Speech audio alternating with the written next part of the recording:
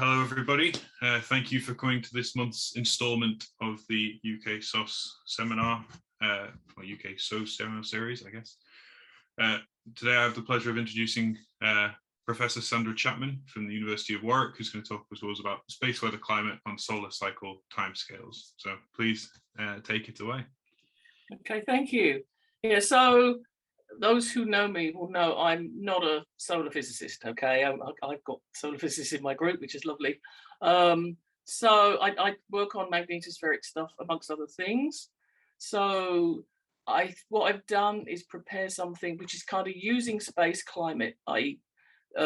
Space weather monitored at Earth, to say something about the solar cycle. So hopefully as solar physicists, you'll get something out of this. I mean, there's some interesting methods here, but also maybe think of, the instrumented Earth as a way of, remote sensing what the sun is up to on long time scale. So maybe that's a way of thinking about it that's useful. Okay, because that's kind of how I've tried to tilt the talk. So basically what we can say on solar cycle scales depends on the data, and my talk is in kind of two parts.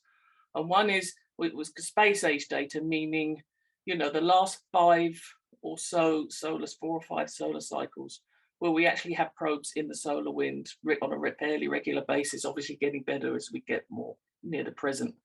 Okay, and to say something about what the solar wind and the geomagnetic activity are up to. So thinking about observations, thinking about bursts, events, and the statistical properties. And then if you want to go back further, then we're into looking at things like the AA index, which is, I'll explain what it is for those who don't know. But these are now monitoring activity at Earth on much longer timescales, almost back to the Carrington event. So I'll say a little bit about the Carrington event, and then finally I'll use these things to kind of come up with a way of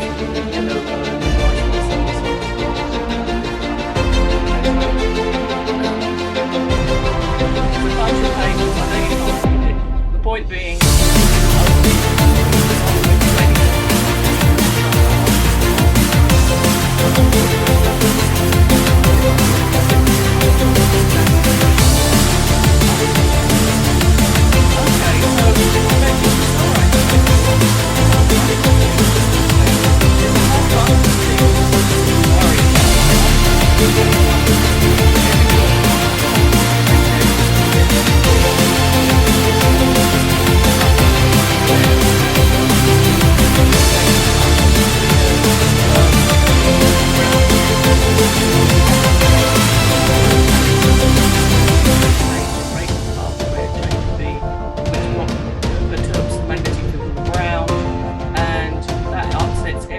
from power grids, or everywhere you got a long piece of wire, basically, to things, like drilling for oil, they use the Earth's magnetic field. I mean, all sorts of things. So there's navigation. Obviously, if you muck up the ionosphere, you muck up GNSS. So timing, for stuff, all that kind of stuff. So obviously people are interested in it, and they're interested in the likelihood of things. So a lot of the time I'll be talking about getting numbers on, risk, if you like, and that's what space climate is all about. It's not about predicting individual events.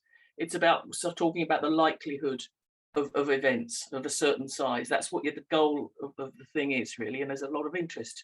And there has been going back into the past because people use the magnetic field for navigation, and that's why we've got these long records that I'll talk about. Okay, and of course, as you know, the driving of the Earth by the sun will vary with the solar cycle. I've just put a nice graphic of, the sun being quite inactive there, to make the point. So we want to look on the solar cycle scale to try and say something. And of course, the problem is, as you know, no 2 cycles are the same. They're not the same in duration or amplitude. And, you don't know what you're going to get next. I mean, next is coming, the new cycle's getting going. So it's quite an important question as to what this solar cycle variation looks like, and some of the things are still quite a bit controversial. People argue about, and I'll touch on that. Okay, so starting to talk about the space age, then the space age data, and what we have. I'm going to talk about mainly. I'll talk about some solar wind as well, but mainly geomagnetic indices. So the idea is you have hundreds of magnetometers on the surface of the Earth, And that's great. And I do other things with that. Okay, that's another talk. Not today, but what you want is just a number, really. And so people have done different things. They've either said, well, we want to look at auroral activity, so we'll take, traditionally they'll take 11 or so stations, and we'll pick the station showing the biggest deflections, and we'll follow those stations around, and that will be something we'll call AE auroral index. Okay, there's a better version now called SME, which is higher, you know, using more stations. Okay, because we've got more stations now. So that's the auroral disturbance, and DST is looking at the Earth's ring current, the Van Allen belts. So traditionally you would take 4 stations and you would do a kind of an average, you know, and you compensate for the locations of the stations and all this business, okay? And that's an hourly index, but again, it's been improved. There's now a minute resolution version, which I'll look at, okay? So these are good ways of looking at the climate, okay? You can use them to pick out big events and talk about them and put a number, how big is a big event. But to be thought about very much as an index and not kind of a magnetic field time series. Okay, and you can see we've got them over the last 5 cycles. I'm just showing here, just colouring in the maxima, okay, and colouring in the DST. So you can see this really spiky DST, these big negative excursions that happen when you enhance the Earth's ring current. You're literally a big current perturbing the Earth near the equator, and you can see that, you know, it's very spiky, but you get kind of more stuff going on at the maximum than the minimum. But we want to go into more detail than just looking at the time series. And as I say, climate is the statistics of weather. So it's all statistics. And so just to make sure we're all on the same page and using the same language, because I'll be saying things like CDF and they say, what's she on about? Okay, just to check that. So we all know what a PDF is, okay? A CDF is the integral of the PDF. And you can make an empirical CDF literally by lining up, you know, your observations from small to large, okay? And so this would be, you know, the where I am, you know, K over N, where N is the total number. So it goes between 0 and 1. So I can talk about a value in that sequence of numbers. You know, I can ask for when have I got halfway along? That would be like the 0.5 quantile, okay? I've seen half the values, okay? Or the 0.95 quantile means, you know, the values bigger than that are in the top 5%, okay? So I'm going to talk about quantiles. And then there's a survival function, which is literally just 1 minus C here. There's a more complicated version of that, but here it's just 1 minus C. And I'll talk about that as well. And the point about these is you can just make them from the data without doing any binning or fancy stuff, which is quite handy. But there are other detail that I can ask me later about the detail. Okay, so we're going to talk about these things. So these are survival functions I'm plotting here, and I'm plotting them for minus DST and AE. Okay, so this DST is the ring current thing and AE is the auroral thing. And the colors are referring to maxima. I've colored them in here. So what I'm doing is there's different things one can do. You can take a year, you can take 2 years, you can move it around to see if it's robust. You know, you want a statistical sample around maximum. And you can see the colors here. So like this little purple guy is the last one, which was quite quiet, 24, okay. And then you can get, so these are actually just the data, the little points of the data, because we're making these empirical survival functions, and the colored things are the uncertainties. And then you find something interesting. All I've done here is if I take the big guys, for DST, it's everything bigger than 0.95. For A, everything bigger than 0.75, and I collapse them, I normalize to the mean and the standard deviation, you suddenly see, well, they fall on a common function. So this is suggesting that the active stuff is floating up and down with the activity level of the cycles. So different cycles, different levels of activity, but the kind of response of the Earth just floats up and down with it, which is kind of interesting and useful. And then I can kind of model it. So I've fitted lines here. You can see they go quite well. So now I've got a model for the functional form. Okay. This model, by the way, is just using GPD. So I'm not using it in the sense of trying to say something about more extreme values that I can't see. I'm just using it as a fitting function. So you can do that and obtain it for the last few cycles. Okay. The interesting thing, though, and this is a general method that might be useful for people, is how did I decide where? I'm only doing the tail end of the distribution, not the whole thing. And the reason for that is I know the physics is different, that the big events are being driven by, you know, CMEs and things hitting the Earth, whatever, and the Earth's response. The small stuff, in the middle, you've got substorms. The small stuff is local fluctuation. So they're not going to be the same physics. You don't expect the same distribution. You don't expect them to respond in the same way to changes in the driving on the solar cycle scale. So what I've done here to find where the the break in the two populations are is say, well, I'll plot. It's called a quantile plot. You take your CDF, okay, and you say, okay, say the CDF change, you know, cycle 1, cycle 2, say it moved along, and you say, okay, I'll just plot them on a plot here, and then I'll ask for a particular quantile 0.5, 0.75, and it will turn up at different values in the data, and then I plot one value against the other. The point of this is, if it's the same distribution, you get kind of y equals x line. Or if I compensate it, if I do x2 minus x1, then if I get a straight line like that, it means it's the same distribution. So you can look at deviations from, you know, changes in the distribution without fitting anything, without assuming any particular functional form. So if I do that for AE, you can see there's a break. It does one thing and then it does another. And that's where I put the break in this population. So this is a method for finding a particular part of the distribution you're interested in that's changing in a different way to another part. So without doing fitting of different distributions. So it's quite a handy method, and that's what I did. So I just thought I'd share that one. Okay. So this was talking about just the data, and I'm going to come back to this. It's kind of interesting how it, you know, builds into events, because what we actually want to know when we talk about climate and weather of space is events, you know, storms, substorms, you know, not the individual numbers. And so there's a big literature on how do you decide what an event is in a time series. This is not a trivial thing. But one way is to talk about bursts, to say, and it's like, you know, it's like the flare distributions, okay? You pick a threshold and you look at everything above the threshold, and you can get the duration, you can get the waiting time or return period if you're in the risk industry, okay? And you can integrate under the thing and get the burst size.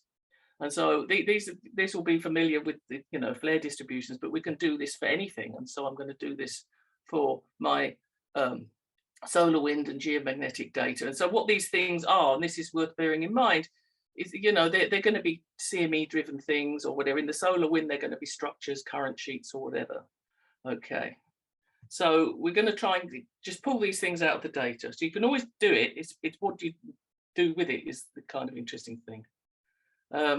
So, okay, if I take something like AE, remember this is the auroral one index, and I look at high value thresholds. And so we're just looking at the burst size versus the threshold, first of all. So the first question I'm answering is, does it matter where you put this threshold? Because you might think, well, what do I do? You know, where do I put the threshold? Do I put it here, there? What do I do about the threshold to define the events? And so, first of all, you find if I look at AE, once you get, so this is raising the threshold and the mean burst size. And what I'm plotting, okay, the gray guy is just for the whole data set, 78 to 2014, okay? And these other guys are saying what happens for the different cycles. I put the different cycles on top of each other.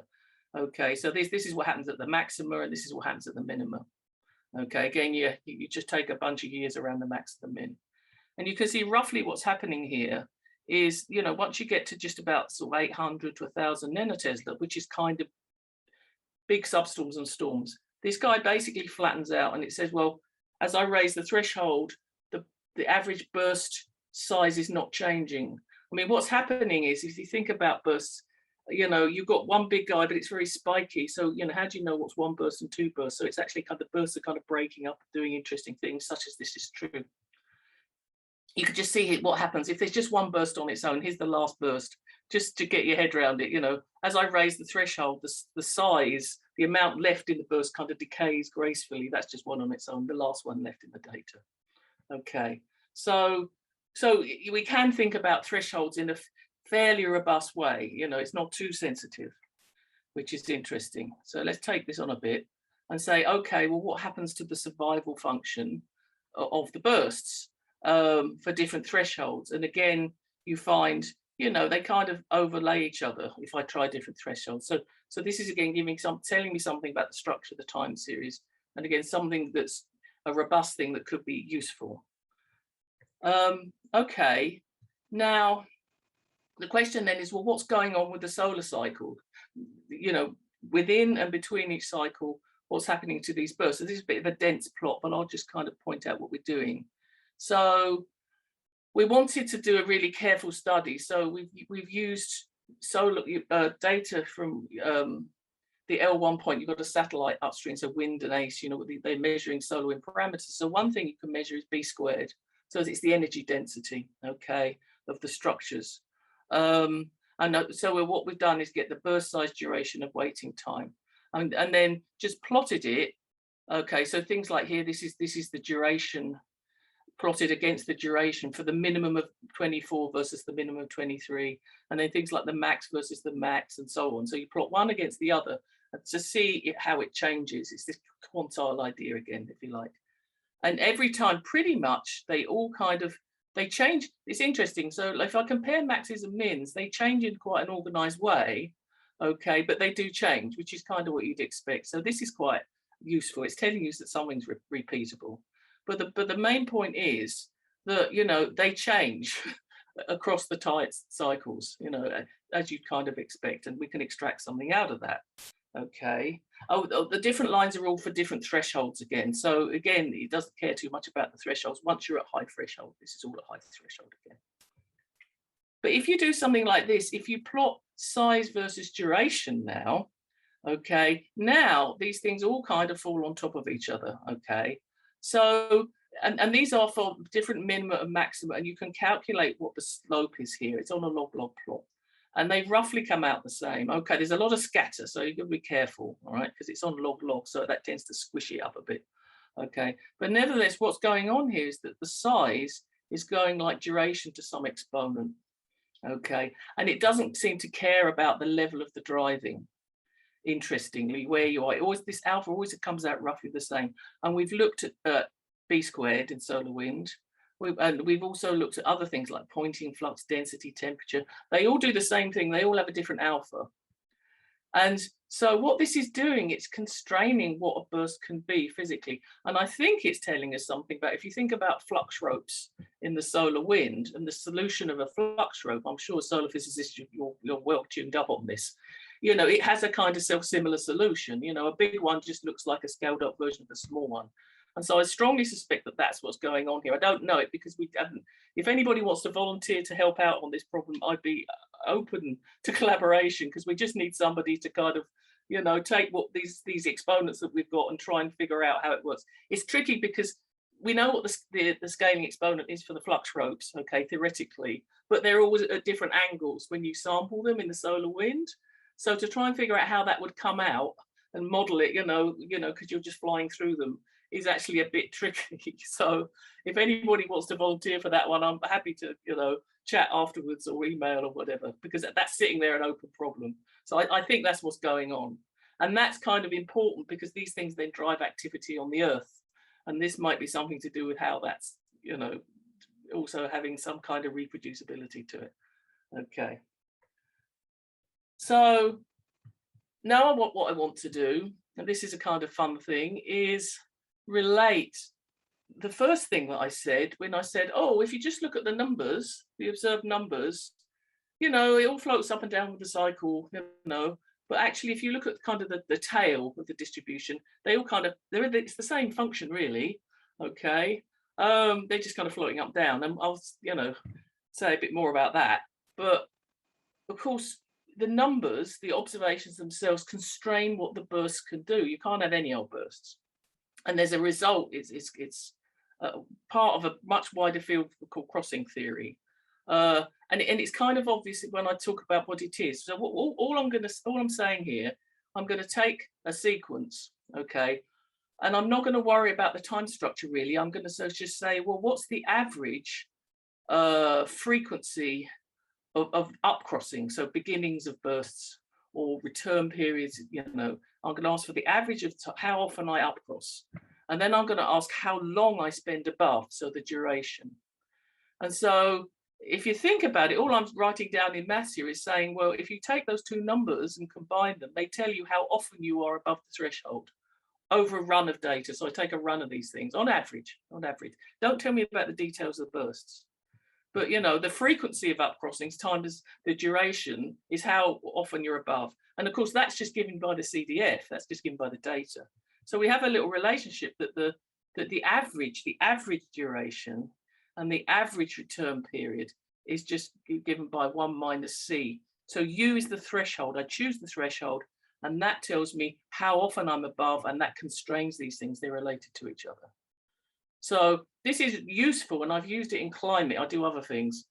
I mean, I've shown you data where I can actually go and get the bursts, but sometimes the really big guy, you can't get the burst. You haven't got enough data, but this still tells you something about if I can just get the distribution itself, even if I can't go and count the bursts, but I've got enough just to get the underlying distribution of the observations, then I can say something about the bursts, which is kind of useful. Okay, so this is, I'm going to talk about this a little bit more now, okay, because what you can do, okay, so I'm now kind of directly trying to say, well, how do the observations vary with the cycle? So I'll just explain what this plot is. So this is for AE and SMR. Remember, AE is the auroral thing.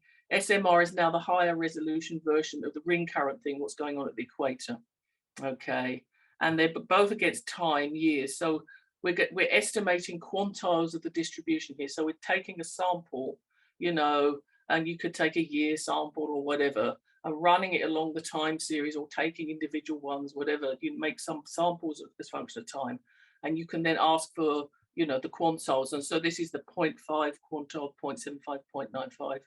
Remember, the quantile is to say, well, what's the value in the data, the 0.5, when I've seen, you know, the biggest, you know, the half of the data, which is sort of the smallest half. Okay, you order it from small to large. Okay, whereas 0.95 means the next 5% that I see are the largest 5%. Okay, so here we plot for AE these quantiles, and you can see they go up and down. The red thing is just the smooth sunspot number, just a rough by eye, you know, put on top. And so, of course, you can see these things go up and down. And this is kind of what we were saying before when I looked at the distributions. They kind of float, the distribution is floating up and down with the overall cycle, A and SMR, but not exactly. You can see all sorts of interesting things going on. They're not just exactly following. Okay, so there's a detail, okay. But nevertheless, seeing how these things just nicely follow the cycle, it suggests a way of thinking about space climate. If I go back to the crossing theory, remember that the average duration and the average return period, you know, the time between events, is just related to the value of the CDF, okay? And we've just shown that this thing floats up and down. So if tau over R suggests an activity parameter, and again, it's just saying it's how often am I above, that's what it is. So, you know, if you look at all detailed things, they do all kind of different stuff, but this guy might be useful and for quantifying the overall climate, you know, driven by the sun. So to kind of nail that down, I'll just show you a couple of plots. And what we have here, so again, this is time, years going along the bottom. And what I'm plotting is the mean burst duration and the mean burst return period. This is for SMR, okay, remember the ring current guy. Now remember, SMR is minute data, so I can actually go and get the burst. So I'm actually getting the burst and working out what the average is doing. I'm not kind of using the crossing theory. This is a test of the crossing theory in a way, or to check on it or whatever. So first of all, if I threshold at constant value, 100 nanoteslas, whatever, and ask for the bursts, which is what I've been doing so far, and plot what these quantities do. The black line, again, is just the smooth sunspot number, so you know where the cycles are, okay? And then these are for the different thresholds. And so if I look at the duration, you can see, okay, you'd expect it to sort of be bigger, you know, bigger guys at maximum and small at min, but then you get something like this, you know, minimum big kind of burst, not a mess, you know, there's detail. It's the same if I look at the return period. Of course, I've had to plot it twice because, you know, the last cycle, the last minimum, you know, it was really quiet. And so this is a huge peak. So I had to plot it twice so you could see the rest of the data. So again, you can see, you know, the return period is lower at the maximum. You see things more frequently and it goes up at the minimum, but again, stuff going on. But if you plot the average tau over R, from these. Now you can see it kind of goes up and down with the cycle really nicely. Okay, it even does a little double peak. You can see it does a little double peak because the sunspot cycle does a little double peak. So this is really quite useful. So this is something that we could use to kind of, you know, I'm trying to relate what the sun's doing to the earth in a climate kind of a way. This is incredibly useful. Okay, now what I'm going to do is say, okay, instead of thresholding a fixed value, I'll threshold a quantile. And remember, the quantiles kind of floated up and down with the cycle. So I'm kind of getting rid of, you know, extracting out the general floating up and down with the cycle thing that the quantiles were doing. And this is kind of what's left. So, of course, from the crossing theory, tau over R should be constant now because, you know, I'm just, you know, plotting the CU. I'm plotting it, you know, fixed C, okay? And it roughly is. So this is a test of how good the procedure is. And then when I look at these guys like the burst duration, now you can see it doesn't care about the amplitude of the cycle anymore. And it fluffs around and does things. But, you know, so we've got rid of this kind of the fact that different cycles have different amplitudes. That's buried in, you know, the kind of crossing theory. And you, okay, if you look at things like the return period, again, you know, there's lots of things going on. So buried in these two quantities are lots of detail, but this overall floating up and down, it's kind of got rid of. It's kind of bizarre. Okay, more or less, you know, it dips a little bit at the minimum, but more or less not so sensitive to the overall solar driving on solar cycle scales.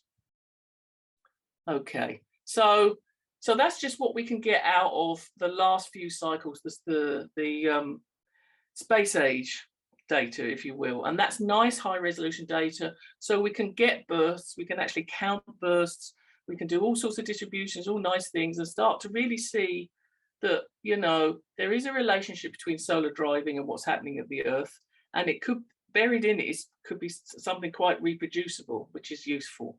So, you know, the past cycles can tell you what the future one's going to do. If I just know how big the next one's going to be, then, you know, maybe I can say something about, you know, the burst, the average return period, what have you, different events. But it's only a few cycles, and, you know, so we want more cycles. Well, what can we do? Okay, so something that goes back a long way, it's called it's the AA index. So the problem is that, as you know, these storms, you know, they're usually a few hundred nanoteslas, and the background is much larger. So all these things we're trying to subtract off the background. And when you've got very many stations, magnetometer stations, of course you can do that, okay, because you can look at the seasonal variation, and you can look at the daily, you know, all the stuff that's background. But if you've only got a few stations, you know, you can't do it with one. But there was this quite a wonderful idea Mayo had that if you go back a long way, you've got continuous, more or less, observations. One from Greenwich and one sort of in Australia. Actually, it's different stations. Okay, they move around a little bit. Okay, so the idea is because they're antipodal, you can combine them to get something that removes the background, and this is called the AA index. And that sounds great until you realize what it is. Okay, what it is you take these pen charts, okay, these, you know, and every 3 hours, somebody would go with a logarithmic ruler, which was scaled for that station, and basically assign a number to this pattern, a number, okay? And this is your K index, okay? So it's a logarithmically spaced number. Often the number is recorded, the pen chart's gone, okay? There are a bunch of pen charts in the UK. Actually, I'm just about to try and get a little bit of money to try and do machine learning to read these things in. They exist, but, you know, reading them you can see is a nightmare. So we got these numbers, and what's happened is they've been kind of reverse engineered into something in nanoteslas called the AA index, but it isn't. It's this kind of logarithmic number. So it's not a time series really, but nevertheless, we can think about, well, what could we get out of it? Because it goes all the way back to 1868, okay? Okay, and one of the big interests, I mean, actually, one of the things that actually prompted the ongoing observations of the Earth's geomagnetic field historically is the Carrington storm. The people realized that magnetic perturbations were important, so they started measuring the magnetic field. So this predates this AA data, And I'm sure people have heard this story, but there's Carrington, and he was observing this. This is his paper, you know, in monthly notices or whatever, and he saw a group of sunspots, and he saw a flare, and then a few days later, everything went crazy on Earth. You know, the telegraph wires were being operated without power. You know, the aurora was powering them. There were auroras everywhere, and there's a particular observation that's available from this time that was uncovered only in 2003, you know, that it was found. This observation was made by they were looking at magnetized needles on threads and being over the other side of the room, looking, you know, with telescopes, looking at the deflections. So you can see that the data is there, you know, they were doing it every whatever half hour or something. And then suddenly it went crazy and they started doing loads of measurements. And it was a massive perturbation. So it's a 1-point measurement, okay? Massive perturbation. So this is since they've been very controversial as to how bad this was and how likely is it, and I'll say something about that.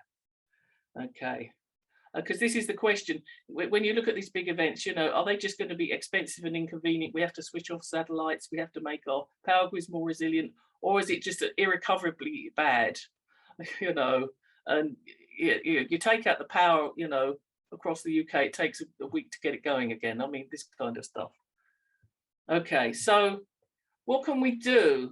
Because people are used to thinking about DST, the ring current guy, when they talk about the severity of events and you know, trying to rank them and how likely they are. They talk about the size of this excursion in DST.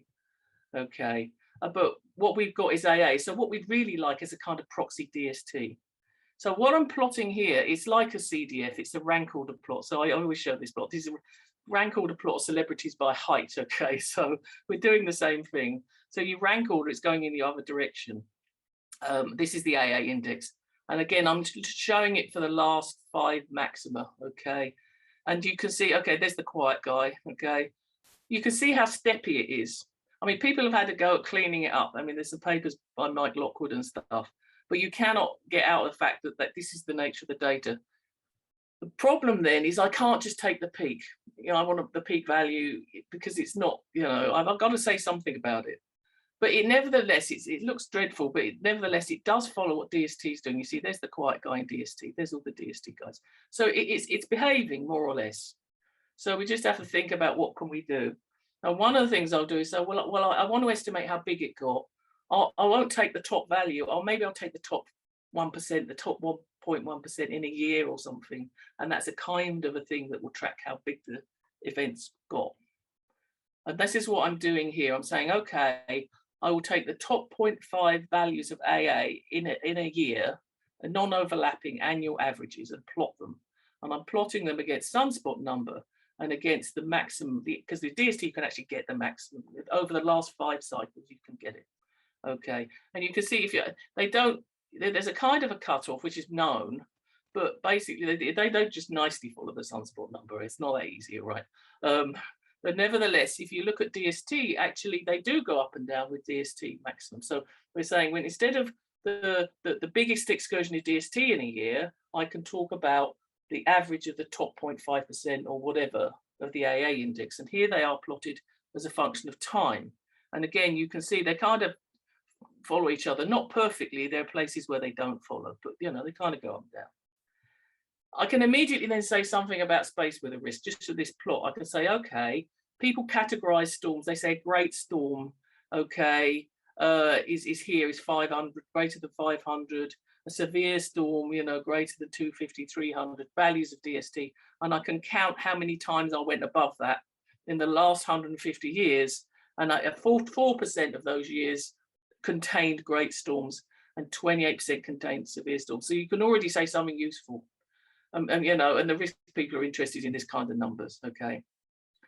But we're going to do something a bit more interesting, and that's to try and say something about the Carrington event. So what I've done here is plot, again, it's the rank order plot of the years. And I've labeled this minus DST, but it's this top 5%, 0.5% of AA.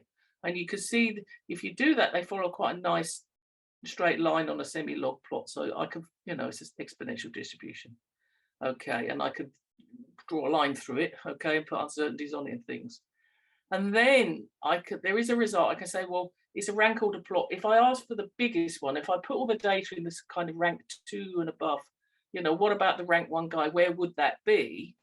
There's a prediction for it, and here it is. This is where it would be. The green bars are the prediction of where that ought to be if it follows this distribution. And now we can sort of settle a controversy about the Carrington event, because based on, people have argued about this plot, because this plot is not DST, it's a single measurement. You can either take the value of this plot and say that's what happened, and that gives you this terrifyingly huge number, which would be up here. Or you can say, no, DST is an average. So what I need to do is average this guy, smooth it, to make it look like DST. And then I end up with like minus 850. And now I'm down here. So this is kind of interesting. So it doesn't resolve the controversy entirely. For the following reason, there's a thing, this is Sornet talks about Dragon Kings. This plot over here is the size of French cities. He's French, okay. And you can see they're all lying on a line, same distribution, except for Paris. Paris is an outlier because, of course, what determines the size of Paris? Paris is a global city like London, and Shanghai or something, So, excuse me, I need a tea. What this tells you is that if this value is right, then the physics behind this guy is different to the other ones. If this value is right, it's kind of a bigger version of what we've seen. If this value is right, the lower value, then we can say how likely it is. We can say, well, it's like 150-year event or whatever. And the physics of this guy will be the same as these. So when I model them, I don't, but people model these events, I can say something about it. It's known that you get correlated extremes. So 2012, there was this, there was a CME that kind of cleaned out the solar wind. And then a second one came right after, and it was very fast. And it was a really big guy, and it didn't hit Earth, but if it had done, it would have been quite a large. So that may be the class of physics that gives you a Carrington event. But if it is, then we don't have the statistics to say how likely it is, which is kind of interesting. So we can go from this rather dreadful time series to say at least something about, the risk to do with the Carrington event.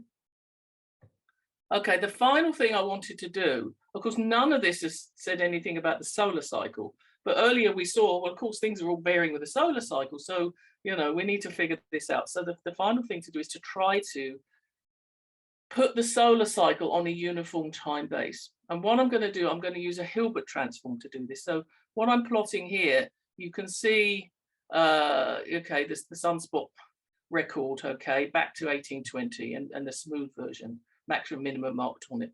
So what you do to do a Hilbert transform, if your signal, think oscillator, okay, think oscillator. If your signal S or T is oscillating, I want to produce something which is kind of has a phase space, H versus S. So I'm going to kind of construct something which is S plus IH, where H is the Hilbert transform, okay? So such that when I project this thing back onto S, I get my signal back, okay? So this is called the analytic signal. So this is something which has time varying amplitude and time varying phase, okay? So I've repackaged this guy. So instead of trying to talk about time, I can talk about phase. And that's the bottom plot here, okay? So I'm now plotting the phase versus time years, okay? To do this, there's detail. Ask me about the detail. The thing has to go around 0 or it doesn't work. So for something that's positive definite, like the sunspot number, you have to remove a large scale mean, okay? So I'm going to do this and use phase instead of time. So every cycle now is on a uniform interval of phase. And so I can stick it on a clock, and here's a clock for the cycle. So so this is 11 years, okay, normalized years, going around this way, and I can stick things on the clock. And so what I have here, this is the F10.7 index. These are the minima, the maxima. The terminators, this is an idea of Scott McIntosh's that you use various bits of data to figure out when the spots have hit the equator and are annihilating, okay? So he's got times for that. I've put those on the clock. Then the colored things, the bars, are the GOES flare catalog. Okay, I've rescaled them a bit to fit on the plot, but you can see them there, And then the dots, what I've done with AA is said, okay, ask for exceedances. Does it exceed 1, 2, 3, 4, 500, 600, whatever? And so a big stripe like that is a storm, a big storm. And you can see nothing happening there much and lots happening here. And I've labeled this terminator and pre-terminator. This guy I just got by reflecting this one around the minimum. So put roughly there. So why? Don't know. That's what it does. Okay. And then I can unwrap the clock and put numbers on it. So now we can say, okay, how often, these are all plotting these AA values. How often do I get big values of AA in this quiet period, this quiet period here? And it's only like 1.5 to 2.5% of them turn up here. Okay. Interestingly, the smaller events that are more frequent, the flares have the same likelihood. So now I can say, well, how likely am I to see a big storm in a quiet period, and put numbers on it, which again has been a thing people are worried about. So that's kind of the 11-year Schwab cycle. So just quickly, I'll just show something to do with the Hale cycle. Okay. So there was a nice paper by Sargent way back, I mean, done on really small computer, where basically he's looking at the 27-day recurrence. Okay, so he's looking at one 27-day set of observations with AA and another, and it shows a Hale cycle dependence. Okay, so to update what he did, we've done a running autoconvariance, and you can see this is modeling it with data. With a model, and this is the data itself. So if you do a running autoconvariance, and then you ask for the 27-day lag, and then I stuck another one on 10 days, there's a noise floor. And you can see, you know, roughly speaking, things kind of wobble in and out on the Hale cycle. Okay, and then I can stick this on a 22-year clock. And that's what we're looking at here. So again, the black stuff is the F10.7. You can see the maxima and the minima. This red line is now the autoconvariance, and you can see it jumps up and down quite sharply, and you can see this nice Hale cycle dependence that people I think might be there. Okay,